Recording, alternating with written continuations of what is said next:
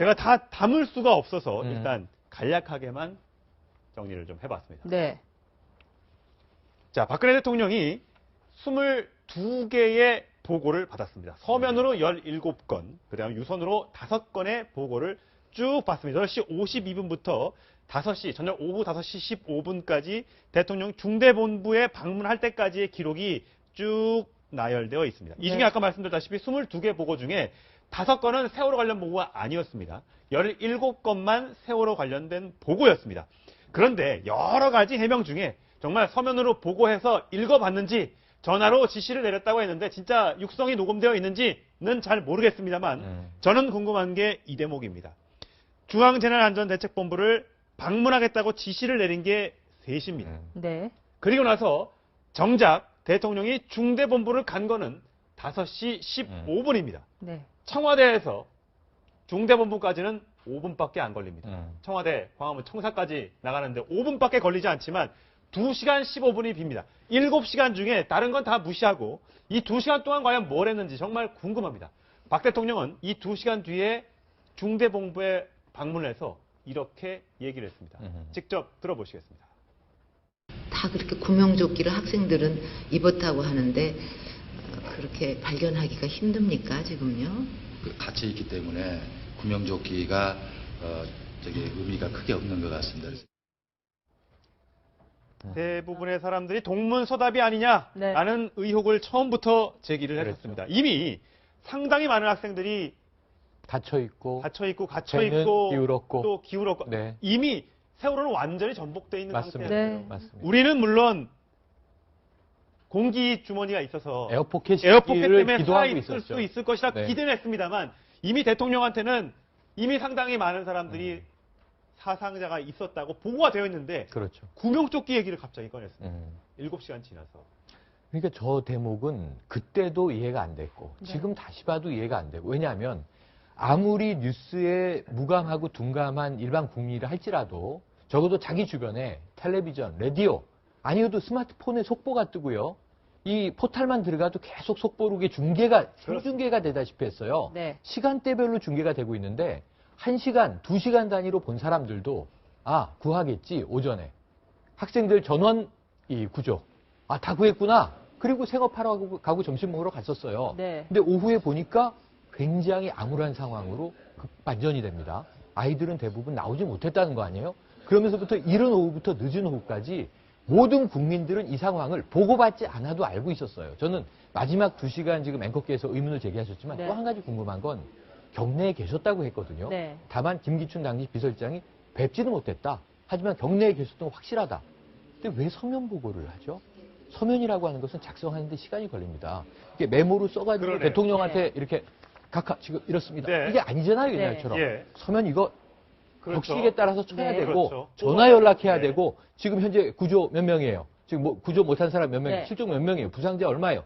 이 치는 시간만 해도 제 생각 1시간에서 30분 뭐 이렇게 걸렸을 텐데 네. 왜 그 같은 경내에서 서면 보고를 했을까요? 그렇죠. 압도가 안 되는 네. 게 여러 가지가 있어요. 그거는 청와대 보고 시스템이 여러 단계를 거칩니다. 기자들은 그냥 직보하지 않습니까? 청와대는 거치는 단계가 많아요. 그 과정에서 수정해야 합니다. 또 문제는 뭐냐면은 처음에 보고가 됐는데 그 후에 보고가 좀 잘못됐어요. 그러면은 이게 대통령이 이 보고를 받아보면은 상당히 격정하고 노합니다.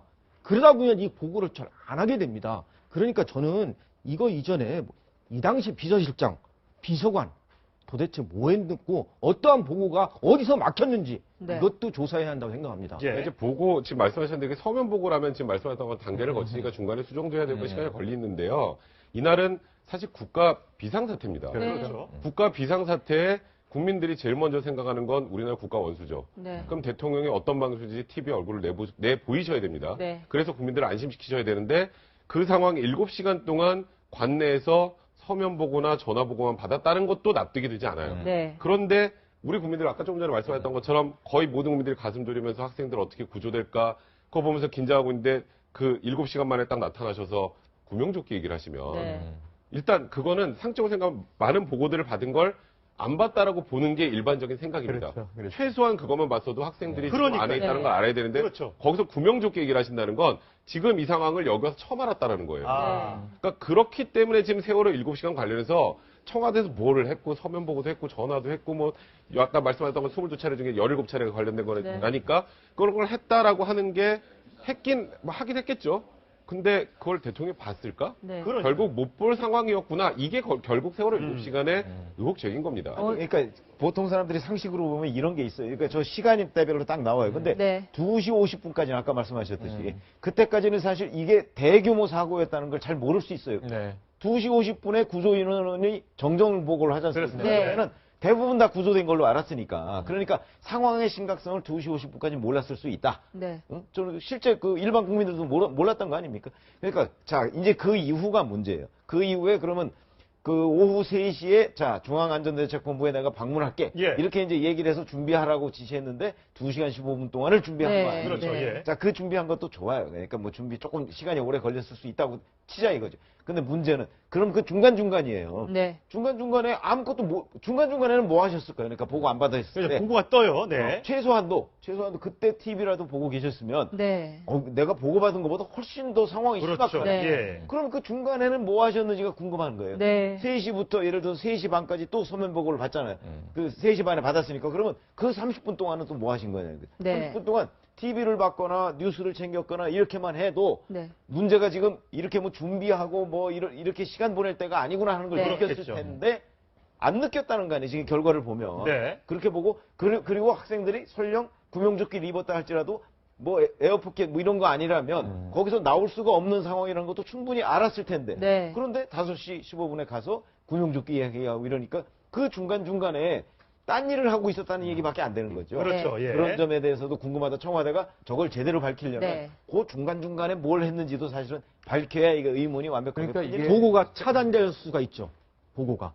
예, 보고가 네, 찾아냈어요. 어쨌든 어제 그 해명을 통해서 네. 공식 집무실이 아니라 관저에 있었다. 이걸 그렇습니다. 처음으로 인정을 한 거예요. 근데 이것도 그렇습니다. 약간 국민의 입장에서는 좀 화날 수 아니 있는 그게 부분은 아니에요. 문재인 전 대표가 어제 네. 굉장히 거기에 대해서는 격려를 했는데 네. 청와대 비서실장 출신이잖아요. 그렇죠. 이 상황에서 왜 관저에 있었느냐. 네. 그날은 토요일이나 네. 일요일 휴일이 아니었습니다. 수요일입니다. 수요일. 네, 수요일. 그래서 관저에 있었다는 것 자체가 심각한 문제다. 네. 중대본에 가는데 아까 말씀하신 대로 2시간 걸린 이유, 다 여러 가지 이유, 아까 그 틈새가 메꿔지지 않는 이유.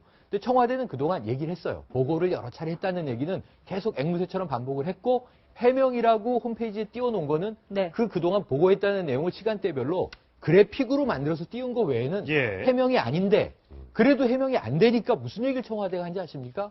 그 다음에 저는 이게 2년 7개월 전의 사건을 완전히 이거 덮어 씌워도 저렇게 할 수가 있냐 싶은 게 뭐냐면 네. 언론의 오보 때문에 이렇게 된 거 아니에요? 라고 귀찮다는 듯이 얘기를 해요. 예. 그 당시 언론의 오보, 전원구조 그 시점에 굉장히 치열한 문제여서 7월에 국회에서 이것 때문에 난리가 납니다. 네. 누가 오보를 날렸느냐, 실수냐, 의도냐. 그래서 한쪽은 해경에서 잘못 전달했다는 쪽이 있고요.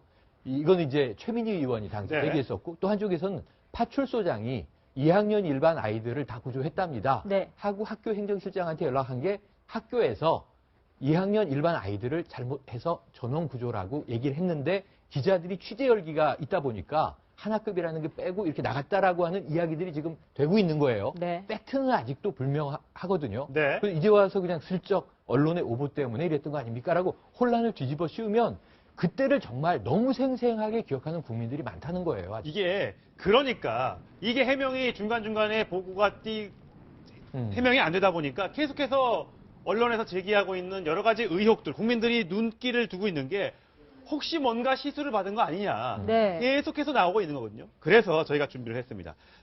김상만 비선 의료진이라고 했던 김상만 전 차움병원 의사와 또 실제 이 가톨릭대 의대 교수의 얘기를 한번 비교해서 한번 들어보시겠습니다. 네.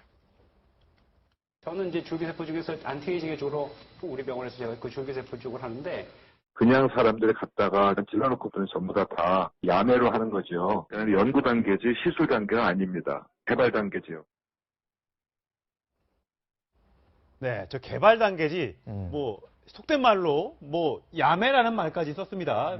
지금 저 의사가 그러니까 정상적인 의료 행위를 할 수 있는 게 아니다. 네. 지금 줄기세포 관련해서. 지금 보도 나온 거는 대통령이 가려움증을 호소했다는 거 아닙니까? 뭔가 부작용이 있어서 네. 그게 큰 건지 작은 건지 잘 모르겠습니다만 대통령의 몸에 이 간지러움이 나타날 정도의 부작용이 있었다면 이거 상당히 큰 문제 아니겠습니까? 그러니까 그 정도가 되면 아니 그러니까 이게 원래부터는 네. 주치의 허락하에 저런 일들이 다 벌어져야 되는 거 아니겠어요? 그런데 비선 의사가 들어가서 주치의도 모르게 뭐 이것저것 주사를 놨다는 거 아닙니까? 거기서부터 문제가 되는 거죠. 그러니까 가려움증도 그 부작용인데 그걸 원천적으로 처음부터 이런 시술이 있어서는 안 되는 건데 그 시술이 있고 그에 따른 부작용을 호소하는 거니까 네. 청와대의 정상적인 의료 시스템 자체가 완전히 무너진 것이고 박근혜 대통령이 그걸 무너지는데 결국은 그 박근혜 대통령이 그 저기에 대해서 모든 책임이 있는 거죠. 네. 그거를 공적인 의료 시스템을 무시해 버렸으니까 네. 문제가 되는 거죠. 네. 자.